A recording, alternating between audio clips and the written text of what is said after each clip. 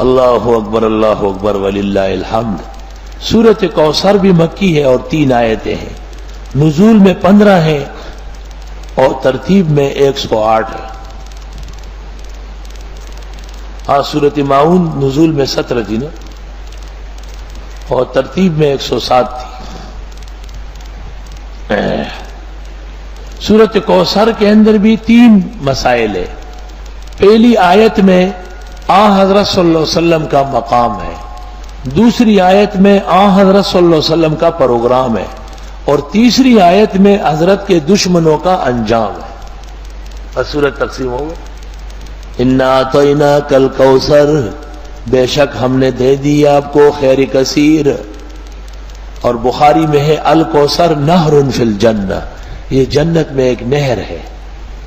اور آپ نے فرمایا کہ میرے حوض کوثر پر اتنے برتن رکھے ہوئے ہیں پانی پلانے کے لیے کا عدد نجوم السماء، جیسے آسمان میں ستارے بے شمار ہیں، اتنے آپ خورے رکھے ہوئے ہیں، ساری امت کو پلاؤں گا وہاں سے۔ اور فرمایا کہ میرے کوثر کا پانی دودھ سے زیادہ سفید ہے، اور جس نے ایک دفعہ پیا پھر کبھی پیاس نہیں لگے گی۔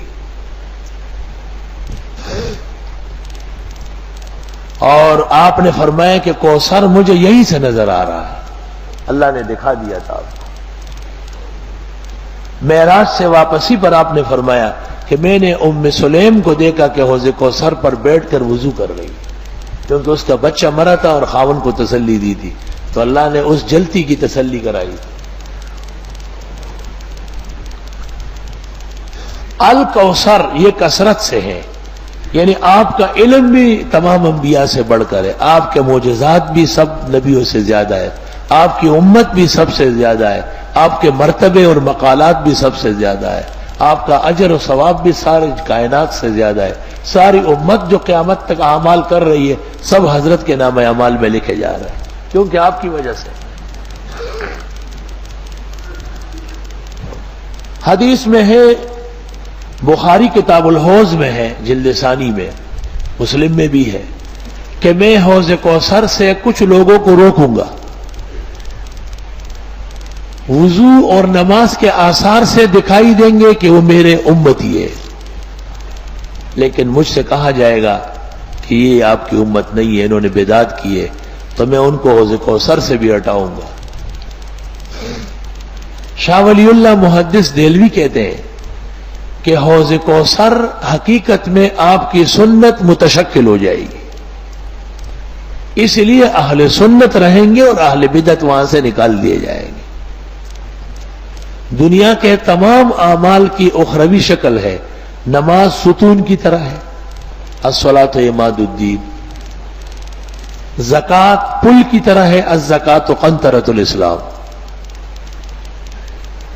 اور خزانے کی شکل میں ہے، اور روزہ ڈھال کی شکل میں الصوم جنہ۔ فجر کی نماز ابن ماجہ میں ہے، خوبصورت نوجوان کی شکل میں قبر میں آئے گی اور حساب کتاب میں اس کی مدد کرے گی۔ تو آپ کی سنت ترک کرنے والے اور اس کے مقابلے میں بدعات نکالنے والوں کو حوض کوثر سے منع کیا جائے گا، کیونکہ دنیا کے اندر انہوں نے سنت کے درود کے بجائے اپنا درود بنایا، سنت دعاؤں میں اپنے کلمات ڈالے، اپنی طرف سے مردے کے رسوم تیجے چیلم برسیاں شروع کر دی، اپنی طرف سے درگاہوں کو حاجت روا مشکل کشا بنایا، اسلامی عقائد توحید کو پارا پارا کیا۔ ہر کے امروز نبی ند اثر قدرت اوست، غالبہ است کے فرداش نبی ند دیدار۔ آج جب انہوں نے اسلام کا تہوبالہ کیا ہے، کل وہ اسلام کے پھل کیسے پائیں گے؟ اس لیے آپ نے صحیح حدیث میں فرمایا کہ میں بدعتیوں کو حوض کوثر سے ہٹاؤں گا۔ انا اعطیناک الکوثر، بے شک ہم نے دے دی آپ کو خیر کثیر حوض کوثر، فصل لربک وانحر، بس آپ نماز پڑھیں اپنے رب کے لیے اور قربانی فرمائیں۔ نماز سے مراد ہے بدنی عبادات اور قربانی سے مراد ہے مالی عبادات، یعنی جان اور مال دونوں اللہ کے لیے خاص کریں۔ وہ ہو گیا پیغمبر کا مقام اور یہ ہو گیا پیغمبر صلی اللہ علیہ وسلم کا پروگرام کہ جب تک دنیا میں رہیں گے نمازیں پڑھے اور قربانیاں دیں. ان نشانیک هو الابتر، اور بے شک آپ کا دشمن بدخواہ وہی دم کٹا ہوگا. یہ پیغمبر کے دشمنوں کا انجام. شان شینوں کے معنی آتے ہیں عیب ڈالنا، جیسے زان زینوں کے معنی ہے خوبصورت کرنا. زین اور شین مقابلے کے ہیں. شان دشمن کو کہتے ہیں، بدخواہ کو، جو انتظار میں ہو کہ آپ کا نقصان ہو جائے. مشرکین نے اصل میں تانا دیا تھا.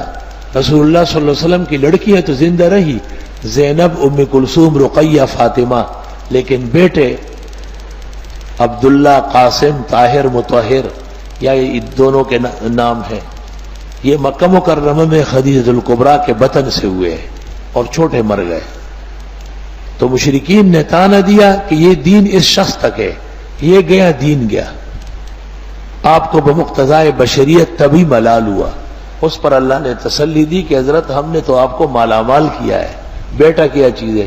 سارے جہان کے بیٹے اور سب آپ پر قربان ہوں گے. آپ کے نام پر 1500 سال گزرنے کے بعد بھی لوگ اپنے بیٹوں کو کٹوائیں گے، قربان کریں گے. اور آپ تو نماز اور عبادات میں کوشش فرمائیں. یہ جو آپ کو تانے دیتے ہیں اور بدخواہی کرتے ہیں، یہ دشمن ابتر ہوں گے، دم کٹے ہوں گے، جن کا نام لیوا کوئی نہیں. چنانچہ دنیا میں کافر تو ہے، لیکن ابو جہل یا عتبہ اور ولید کا ماننے والا کوئی نہیں، وہ ابتر ہو گئے.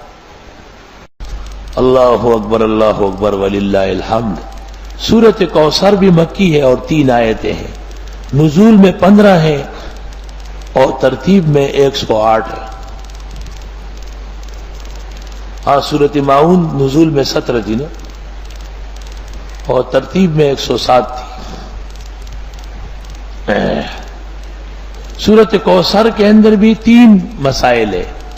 پہلی آیت میں حضرت صلی اللہ علیہ وسلم کا مقام ہے، دوسری آیت میں حضرت صلی اللہ علیہ وسلم کا پروگرام ہے، اور تیسری آیت میں حضرت کے دشمنوں کا انجام ہے. بس سورت تقسیم ہو گئی. انا اعطیناک الکوثر، بے شک ہم نے دے دی آپ کو خیر کثیر. اور بخاری میں ہے الکوثر نہر فی الجنہ، یہ جنت میں ایک نہر ہے. اور آپ نے فرمایا کہ میرے حوض کوثر پر اتنے برتن رکھے ہوئے ہیں پانی پلانے کے لیے کا عدد نجوم السماء، جیسے آسمان میں ستارے بے شمار ہیں. مجدد صاحب رحمت اللہ علیہ کے حالات میں لکھا ہے کہ طالب علموں کو پڑھاتے تھے سبق. مجدد صاحب درس دیتے تھے. بہت اچھے عالم ہیں، مدرس عالم ہیں.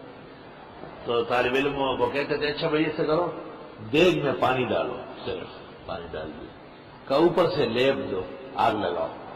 طالب سبق پڑھ رہا ہے. 12-1 بجے سبق بند ہو جاتا نا، تو حضرت فرماتے ہیں بسم اللہ پڑھ کر اور ڈھکن کھولو. ڈھکن جو کھول دیا تو پلاؤ تیار ہے، اتنا زبردست گوشت، خوشبو آ رہی ہے. تو ایک طالب علم وہاں سے اٹھ کے گھر چلا گیا. ماں نے کہا کیا پکاؤں؟ کہا آپ نے کچھ نہیں پکانا ہے، میں پکاؤں.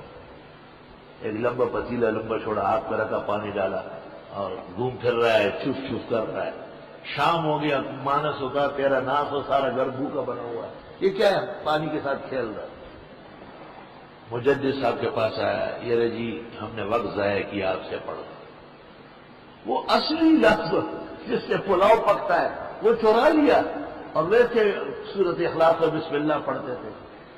مجدد نے کہا کہ یہاں چوری ووری نہیں ہے، یہاں دین کھلم کھلا ہے. چل تو خود پانی بھر. پانی بھرا. کہا وہاں کھڑے رہو، نیچے آگ جلاؤ. کہا دیگ کے پاس کھڑے رہو. مجدد صاحب نے وہاں سے بسم اللہ الرحمن الرحیم، ان کا بسم اللہ کا عمل تھا، وہ 3-4 دفعہ پڑھا اور غصہ آ گیا تھا ان کو. تو 10 منٹ میں کہا کھولو اس کو. جو کھول دیا اس کو تو پلاؤ تیار ہے. تو حضرت نے اس وقت کہا بسم اللہ وہی ہے لیکن منہ شیخ احمد کا چاہیے. اور مجدد فرماتے تھے میں اس مومن پر حیران ہوں کہ سورۃ اخلاص پڑھے اور اس کے ہاتھ میں ڈھیلا سونا نہ بنے. استنجے کا ڈھیلا ایسا طالب علم دے لے تھے، اور مجدد صاحب ایسے الٹے ہاتھ میں رکھ کے اوپر سے ہاتھ رکھا. اب قل هو اللہ احد اللہ الصمد لم یلد ولم یولد ولم یکن لہ کفوا احد، ایسا کر کے چمک رہا ہوتا، فوزعوا بینکم، آپس میں تقسیم کرو۔ مقصد سونے چاندی بنوانے نہیں ہے، اس سے بڑھ کر کام ہدایت اور توحید کا ہے۔ مقصد یہ کہ آیات پر ایمان بحال کرے، دینی وظائف اور اعمال کے ساتھ وابستگی پیدا کرے۔ یہ مختصر سی سورت قرآن کا 1/3 ہے، سلسل قرآن ہے، توحید کا مسئلہ مکمل اس میں بیان ہوا ہے۔ اور جو آدمی ہر نماز میں پڑھتا تھا، آپ نے کہا حبک ایہا یدخلک الجنہ، اس پیار و عقید توحید سے اللہ آپ کو جنت دے گا۔ اور آپ کی خدمت میں اعرابی آیا اور کہا آپ وہی سنائے، آپ نے سورہ اخلاص پڑھی، وہ نعرے لگا رہا تھا، نعم الالہ الہنا، وہ ہمارے خدا آفرین زندہ باد، یقبل الیسیر ویؤتی الجزیل، تھوڑا سا عمل پر زیادہ ثواب دیتا ہے۔ آپ نے صحابہ کو دیکھا کہ تم بھی ایسے سمجھ گئے ہو سورہ اخلاص کو جو یہ اعرابی سمجھ رہا ہے؟ حضرت بڑے خوش ہوئے۔ عبد الرحمن ابن عوف نے کہا میری ایک اونٹنی ہے، 2-3 دن میں بچہ دے دے گی، دودھ بھری ہوئی ہے، نسلی اصلی، وہ دینا چاہتا ہوں۔ سورہ اخلاص کے اعجاز میں آپ نے کہا ضرور دو، کیونکہ میرے پاس ابھی جبریل آیا اور اس نے کہا کہ اس اعرابی کو عبد الرحمن ابن عوف اونٹنی دے رہا ہے، عشرہ تیار بالکل، اور جنت میں اس کے بدلے میں 87,000 اونٹنیاں عبد الرحمن کے لیے ساز و سنگار کی جا رہی ہیں۔ اعرابی اونٹنی لے کے باہر نکلا، ہر صحابی راستے میں کڑے اونٹ لے کے، بابا لے جا، بابا لے کے جا، آپ کے لیے 1,000 اونٹ جمع ہوئے۔ اس نے کیا کہا تھا، میرے خدا فرید تھوڑے پہ کتنا دیتے ہیں؟ ایک ہی سورت کی تفسیر پر اللہ تعالیٰ نے 1,000 اونٹ دے دیا۔ اس کا اشارہ ہے کہ اللہ تفسیر والوں کو بڑی نعمت عطا فرمائے۔ قل هو اللہ احد، آپ فرمائیے وہ اللہ ایک ہے، اللہ الصمد، وہ اللہ بے نیاز ہے۔ تفسیر بیضاوی میں ہے کہ صمد کے معنی ہے یسمد الیہ فی الامور کلہا وہو لا یسمد احدا، سب اس کے محتاج ہے، وہ کسی کا محتاج نہیں۔ بے نیاز کا یہ مطلب ہو اللہ الصمد، یسمد الیہ فی الامور کلہا وہو لا یسمد احدا، سب اس کے محتاج ہے، وہ کسی کا محتاج نہیں۔ لم یلد، اس سے کوئی پیدا نہیں، ولم یولد، نہ وہ کسی سے پیدا ہے۔ بھئی یہ نظریہ تو خراب رہا ہے نا کہ خدا کی اولاد ہے، عزیر، عیسیٰ، ملائک، تو اس کو پہلے رد کیا، لیکن یہ نظریہ نہیں ہے کہ رب العزت کسی سے پیدا ہے، یہ حاصل بنتا ہے، اس کو بعد میں ذکر کیا۔ ولم یکن لہ کفوا احد، اور نہیں ہے اس کے زور کا کوئی بھی۔ خدایا ہم معافی مانگتے ہیں، طاقت کا سرچشمہ صرف آپ ہے۔ اللہ اکبر، اللہ اکبر، وللہ الحمد۔ بعض علماء دین کہتے ہیں کہ سورۃ اخلاص 3 دفعہ پڑھنے سے قرآن کریم کے ایک ختم کا ثواب ملتا ہے۔ میں نے بھی بزرگوں سے سنا ہے کہ جو قرآن شریف نہ پڑھ سکے، عذر ہو یا وقت تنگ ہو، چاہتے ہو، وہ توجہ سے 3 دفعہ سورۃ اخلاص پڑھ لے، اللہ تعالیٰ قرآن کریم کا ثواب عطا فرمائے گا۔ اور بخاری اور ترمذی میں ہے، جب یہ مسئلہ سب کو معلوم ہوا کہ قرآن کی مختلف صورتیں مختلف اوقات میں پڑھی جائے اور ہر صورت اور آیت کا حق ہے کہ وہ پڑھ لی جائے، تو ایک شخص دیکھا گیا کہ وہ ہر نماز کی کسی بھی رکعت میں سورہ اخلاص پڑھتا تھا۔ قل هو اللہ احد، آپ فرمائیے وہ اللہ ایک ہے۔ رد ہو گیا مشرکین کا اور رد ہو گیا دہریین کا جو وجود اس آنے کے قائل نہیں۔ اللہ الصمد، وہ اللہ بے نیاز ہے، یہ مجوسیوں کا رد ہے یزدانیوں کا رد ہے، اہرمنوں کا رد ہے جو اللہ کے لیے احتیاط ثابت کرتے تھے۔ لم یلد، وہ کسی سے پیدا نہیں، ولم یولد، اور نہ وہ کسی سے پیدا ہے۔ سوال یہ ہے کہ وہ کسی سے پیدا نہیں، یہ پہلے ذکر کیا۔ لم یلد، اس سے کوئی پیدا نہیں، ولم یولد، اور وہ بھی کسی سے پیدا نہیں، کیونکہ دنیا میں یہ عقیدہ تو رہا ہے کہ اللہ کی اولاد ہے، تو اس کو پہلے رد کیا، لیکن یہ کسی نے نہیں کہا کہ اللہ کسی کی اولاد ہے، اس کو طبعاً اور تاکیداً ذکر فرمایا۔ اور یہ تین فرقے تھے دنیا میں، یہود نے عزیر کو معجزات دیکھ کر ولد اللہ کہا، اور عیسائیوں نے حضرت مسیح کے معجزات دیکھ کر ابن اللہ کہا، اور مکے کے مشرکوں نے ملائک کو اول عورتیں اور پھر خدا کی بیٹیاں قرار دیا۔ ہمارے زمانے کے مبتدئین نے بھی محمد نور من نور اللہ کہنا شروع کیا ہے، یہ بھی اسی کا پرتو ہے۔ وَلَمْ يَكُنْ لَهُ كُفُوًا أَحَدٌ، اور نہ یہ کوئی بھی اس کے برابر، کفو ثانی، کفو برابر، کفو سیال، نہیں ہے کوئی بھی اس کے شان اور طاقت کا، اس کی قوت اور ہمت کا کوئی نہیں۔ وَلَمْ يَكُنْ لَهُ كُفُوًا، ہماری فقہ میں ایک باب ہے کتاب الاولیاء والاقفاء، کہ نکاح کے اندر برابری اور مساوات کا بھی خیال رکھا جائے۔ اللہ کے برابر کوئی نہیں، نہ طاقت اس کی طرح کسی کی ہے، نہ الوہیت ہے، چونکہ یہ سورت تمام کے تمام مراحل توحید پر مشتمل ہے۔ اس واسطے جب حضرت صلی اللہ علیہ وسلم نے فرمایا کہ کوئی شخص سورت بار بار نہ پڑھے، جتنا یاد ہو سب پڑھے، ایک شخص دیکھا گیا جو ہمیشہ سورت اخلاص پڑھتا تھا۔ آپ نے اس سے پوچھا تو انہوں نے کہا کہ اس سورت میں اللہ کی توحید بیان ہوئی، میری خواہش ہے کہ میری ہر نماز میں یہ ہو، تو آپ نے اجازت دے دی، حبک ایہا یدخلک الجنہ، اس سورت کی یہ محبت تجھے جنت پہنچا دے گی۔